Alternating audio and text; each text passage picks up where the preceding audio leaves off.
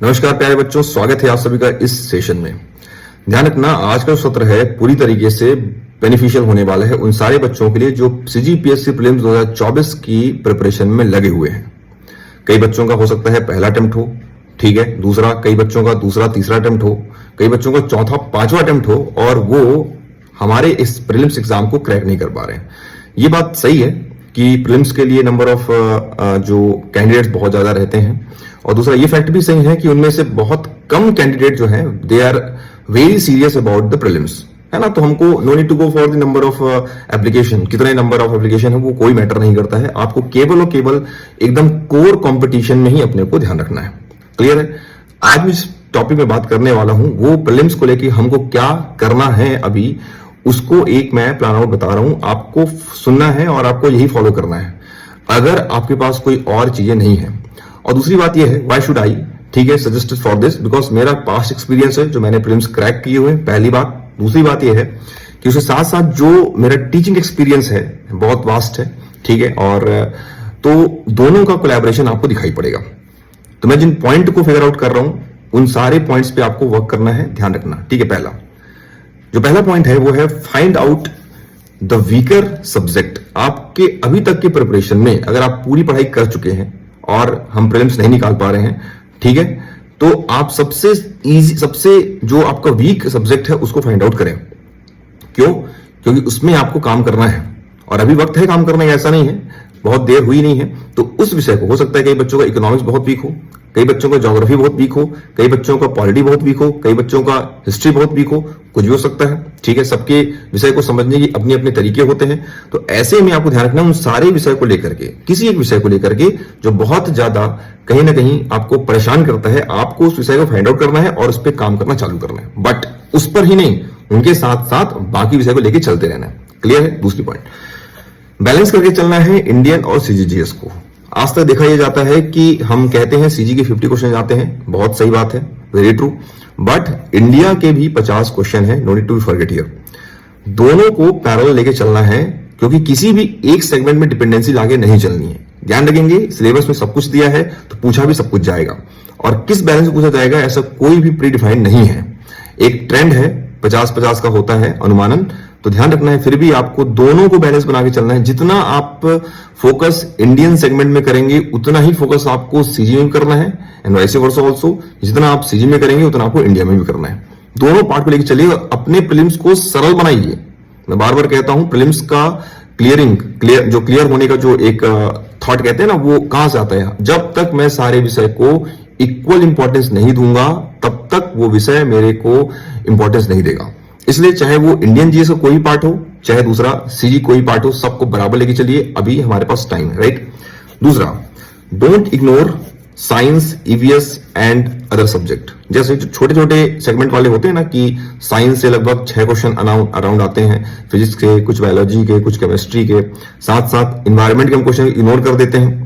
तो ध्यान रखना, इग्नोर नहीं करना, अभी आपको इसको थोड़ा दमखम से पढ़ना है। रीजन, कभी कभी होता क्या है कि जो मेरे कोर सब्जेक्ट है, फॉर एग्जांपल हिस्ट्री है, ज्योग्राफी है, पॉलिटी है, इकोनॉमिक्स है, ये कोर सब्जेक्ट माने जाते हैं। तो ये सारे के सारे कोर तो मैं पढ़ लेता हूं, लेकिन होता क्या है कि इनसे क्वेश्चन बनते हैं नहीं। तो ऐसे कंडीशन में क्या करना है आपको?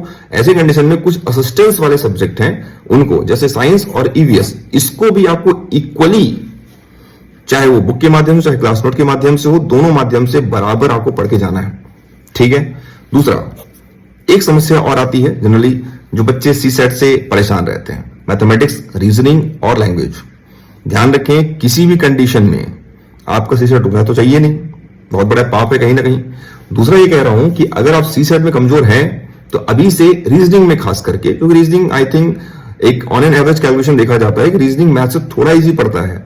लेकिन दूसरी बात यह भी है कि जिनका लैंग्वेज भी बन सकता है कि लैंग्वेज से हम कवर कर सकते हैं। मतलब मेरा कहने का मतलब है कि सीसैट किसी भी कंडीशन में, मरे जिए कंडीशन में, डू और डाई सिचुएशन में वो आपको रुकना नहीं चाहिए, ठीक है। नहीं तो फिर दिक्कत हो जाएगी ना, जीएस में आप स्कोर कर भी लेंगे तो क्या मतलब फिर। करंट अफेयर, ठीक है, स्टार्ट कर दीजिए, क्योंकि अभी नहीं, अभी तो मान लो चलो अभी सितंबर का समय चल रहा है, सितंबर एंड होने वाला है, ठीक है, 2-3 दिन और बचे हैं। अक्टूबर से आप स्टार्ट करते भी हैं, लेकिन आपको तो 1 साल पहले का ही करंट अफेयर पूछा जा सकता है। तब क्या करेंगे? और करंट अफेयर्स से औसतन 15 क्वेश्चन आते हैं। क्लियर? कितने? 15। और इस 15 क्वेश्चन को कवर करने के लिए मुझे नहीं में इसको एक साल का पूरा करंट अफेयर पढ़ना पड़ेगा। अभी जो एग्जाम सामने आ रहे हैं, अगर आप उनकी तैयारी कर रहे हैं तो कहीं ना कहीं पैरेलली वो चीजें हो रही होंगी, ऐसा नहीं है। लेकिन दूसरा पॉइंट क्या है? दूसरा पॉइंट ये है कि आपको साथ ही साथ अभी से उस फरवरी को लेकर के, फैब को लेकर के आपको प्लान आउट करना पड़ेगा। करंट में कितना समय देना है, करंट को कितना इंडियन करंट को भी समय देना है, उसमें नेशनल भी है, इंटरनेशनल भी है, ठीक है, स्टेट भी है, तीनों करंट अफेयर हमको मिलते हैं। और आजकल ट्रेंड क्या उठा है कि करंट के साथ जो स्टैटिक पार्ट उसका पूछा जाता है। एग्जाम्पल बता रहा हूं, जैसे कि चंद्रयान की बात करते हैं, चंद्रयान अभी भी चल रहा है कहीं ना कहीं। चंद्रयान का 4th हमने एडिशन लॉन्च करने की बात की इसरो ने, तो वो 2027 में हम कहीं ना कहीं क्या करेंगे, उसको प्रोजेक्ट करने वाले हैं। अब चंद्रयान चर्चा में है तो क्वेश्चन तो स्टैटिक पूछेगा ही। चंद्रयान 1 लॉन्चिंग है, लॉन्चर का नाम क्या है, चंद्रयान 2 लॉन्चिंग कब हुआ है, लॉन्चर का नाम क्या है, जो भी एग्जाम्पल है, ठीक है। ये हुई बातें, हम बात की सेगमेंट के वाइज, सब्जेक्ट वाइज हमने बात की। दूसरा, अपने प्रिपरेशन को मैं कैसे फिनिश कर सकता हूं, कैसे मैं उसको पॉलिश कर सकता हूं, कैसे मैं उनको बेहतर कर सकता हूं। तो उसका एक तरीका क्या है, टेस्ट सीरीज। मैं ये नहीं बोलूंगा टेस्ट से सारे के सारे क्वेश्चन एज इट इज आएंगे, ठीक है, बट हां टेस्ट से मेरे पेपर को जज करने, उसको प्रेडिक्ट करने, उसको डील एंड डिस्कस करने की कैलिबर और कैपेसिटी डेवलप हो जाएगी। टेस्ट में टॉप करने की इंटेंशन से आप पेपर नहीं देंगे, वो टॉप कर दिए वो आपका एफर्ट है, लेकिन टेस्ट से आपका प्रिपरेशन का जो डोमेन है वो क्या होगा, क्लियर हो जाएगा कि मैंने कितना सेक्शन कवर किया हुआ है, राइट। इससे ना आपको एक लमसम, एक ऑन एन एवरेज कैलकुलेशन मिल जाता है कि भाई मैंने इतना सेगमेंट पढ़ा है ढंग से, क्वेश्चन कितना भी टफ पूछ लीजिए आप बना लूंगा, कितना मॉडरेट रहेगा। और ध्यान रखिए, टेस्ट एकेडमी जब लेती है ना, जैसे एचआर कॉम्पिटिशन एकेडमी, हमारे यहाँ भी टेस्ट होता ही है, एटलीस्ट आपको 2 टेस्ट सीरीज ज्वाइन करना ही पड़ेगा, ठीक है, कम से कम 2 ध्यान रखना है, क्योंकि ज्यादा नहीं ना, मिनिमम और मैक्सिमम, एक कम से कम, लेकिन मैक्सिमम लग रहा है कि हाँ भाई मैं और कर लूं, नहीं तो एक पर्याप्त है, आप कर लीजिए आराम से, बिल्कुल आके अच्छे पेपर्स बनते हैं। लेकिन दूसरा अगर लग रहा है कि हाँ ज्वाइन करना है, in that case that is optional to you.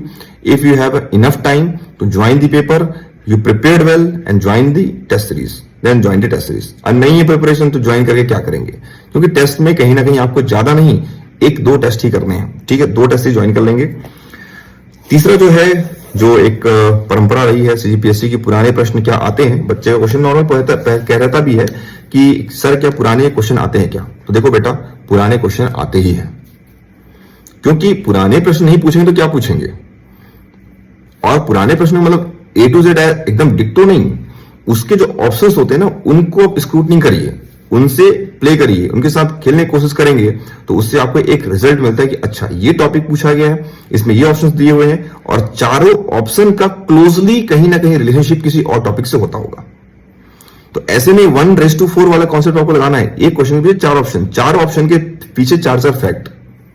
तो ऐसे में प्रीवियस ईयर क्वेश्चन, दूसरा मल्टीपल चॉइस क्वेश्चन, ये दोनों के दोनों इस पूरे प्रिपरेशन में रामबाण इलाज साबित हो सकते हैं, ठीक है।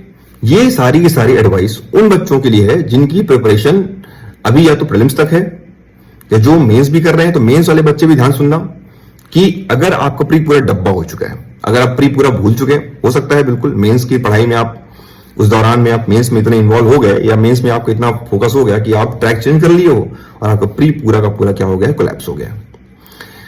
इस कंडीशन में आपको प्री को दोबारा से रीस्टार्ट करना पड़ेगा, ठीक है। नंबर ऑफ रिवीजन एटलीस्ट, जैसे मान लीजिए पूरा का पूरा अक्टूबर मंथ बचा है, ठीक है, नवंबर बचा है, दिसंबर बचा है, जनवरी बचा है, एंड मान लीजिए 10 दिन मान लीजिए फरवरी के बचे। हम फरवरी को ना ही माने तो बेहतर है, ठीक है। तो एक ऑन एन एवरेज देखा जाए कि एक 19-20 कैलकुलेशन मिलता है कि अक्टूबर, नवंबर, दिसंबर और क्या है, जनवरी, 4 महीने मेरे पास बचे हैं अगर परीक्षा फरवरी में होती है देन, ठीक है। और नंबर ऑफ वैकेंसी क्या है, वो सारी बातें हम नवंबर में, है ना, 26 नवंबर के आसपास हमको दिखेगी, ऐसे नहीं है ना। जो भी एक 26 नवंबर का हमारे पास एक प्री शेड्यूल डेट है कि जिस समय वैकेंसीज आउट होती हैं, नंबर ऑफ वैकेंसीज आउट होती हैं, वो सब बात की बात है। लेकिन अभी हमको ध्यान रखना है कि मुझे एटलीस्ट प्रीलिम्स क्वालिफाई करने के लिए इन 4 महीनों में जो स्टडीज फाइंड आउट करनी है वो क्या है, मैंने जो बताई उनको फाइंड आउट करना है, ठीक है। मेंस आप चलाइए, ऐसा नहीं है, बट अब आपका इंक्लिनेशन प्री की ओर ज्यादा होना चाहिए, क्योंकि अब 4 महीने आपको पूरे कोर, पूरा सीजी पढ़ना है, पूरा सीजी पढ़ना है, क्लियर है। दूसरा है इंडियन वाले पार्ट पढ़ने हैं, ठीक है। करंट अफेयर को कलेक्ट करना है, वो भी सीजी बस का नहीं, इंडिया प्लस सीजी दोनों का दोनों। तो इंडियन और सीजी दोनों सेगमेंट को आप पढ़ेंगे तो क्या होगा, तब तो जाके हम एक साल का पूरा करंट अफेयर कहीं ना कहीं हम कंपाइल कर पाएंगे। और केवल पढ़ना बस नहीं, दिक्कत ये है कि आपको याद भी करना है, चीजों को मेमोराइज करना है, चीजों को दिमाग में स्टिक आउट करना है, स्टिक इन करना है कि भैया चीजें क्वेश्चन में गलत नहीं होनी चाहिए, एग्जाम में क्वेश्चन गलत किसी भी कंडीशन में नहीं होना चाहिए, बस वही है। पूरा का पूरा टेंडेंसी हमको शिफ्ट करना है प्रीलिम्स की ओर। बट ध्यान रखें, एटलीस्ट 2 से लेकर 3 घंटे अगर आप मेंस पूरा पढ़ लिए हैं, at least 2 to 3 hours in a day you have to keep with your writing practice. अगर आप पढ़ लिए तो, नहीं पढ़े हैं, जितना पढ़े हैं उन सारी चीजों को आप 2 से 3 घंटे राइटिंग प्रैक्टिस में रखिए, क्योंकि प्री के आगे मेंस दुनिया है ना कहीं ना कहीं। And very confident with your prelims examination, and I will share the plan after some day for prelims 2024 which will conduct in 2025 फरवरी। तो उसकी हम स्ट्रेटेजी बनाएंगे, ऐसा नहीं है, लेकिन उसके पहले मैं जो आपको लाइनअप करने की बात कह रहा हूं, जिन बातों मैंने फोकस किया है उन सारी बातों को ध्यान सुनिएगा और सारी बातों को ढंग से प्लान आउट करना है आपको। क्लियर है? And please commit me, please promise me that you will crack CGPSC prelims 2024। अगर आप एलिजिबल हैं तो आपको ये कमिट करना होगा खुद से भी, मुझसे भी, कि आपका प्री निकलेगा, निकालना ही पड़ेगा प्री, तब तो मेंस देने का मौका मिलेगा, इंटरव्यू देने के मौके मिलेंगे, पोस्ट पाने का मौका मिलेगा। क्लियर है? ऑल दिस स्टेजेस जहां हमको जाना ही है, तो ध्यान रखना, इसको प्रिपरेशन स्टार्ट करिए अच्छे से, और जो बातें मैंने बताई उसको पूरा फोकस करिए। Thank you so much and wish you all the very best. Thank you.